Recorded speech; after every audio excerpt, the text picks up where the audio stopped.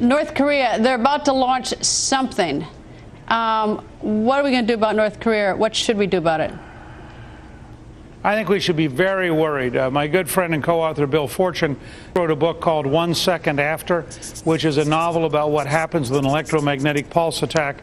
There's no question that the newest kind of nuclear weapons right at the right altitude could eliminate all electricity production in the United States, which includes your car. It would mean that basically we would go back to a pre-industrial era overnight in seconds. It's a very serious threat. I don't think North Korea should be allowed to launch missiles. I think we should take whatever preemptive actions are necessary. The idea that we're going to suddenly be shocked one morning because one of these missiles has a nuclear weapon and does something that dramatically changes America, I think is a very dangerous idea, and I find it very difficult to watch the U.S. government be passive as the North Korean dictatorship continues to develop its capacity to deliver nuclear weapons.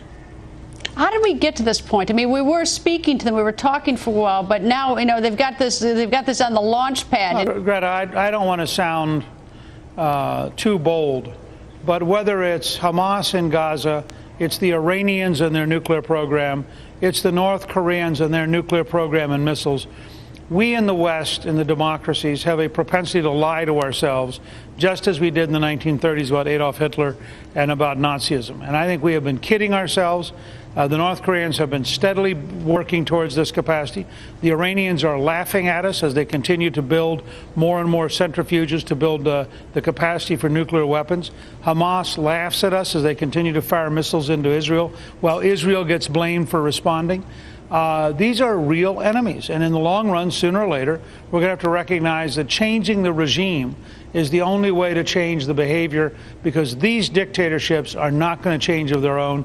I don't care how long we talk to them. And I think the Obama idea of respecting them and being courteous to them and communicating with them, it implies that they're fools. Kim Jong-il knows exactly what he's doing. We have 1 minute left. The idea of allowing the North Koreans to launch missiles is an enormously dangerous threat in the long run. And it'll never be true until the morning it is, and then it'll be just like 9/11, and people will say, gosh, why didn't we think of this? And Bill Fortune's book, 1 Second After, which has, by the way, been endorsed by a number of nuclear physicists, is technically exactly right, should really worry any American about what we're watching. Mr. Speaker, thank you.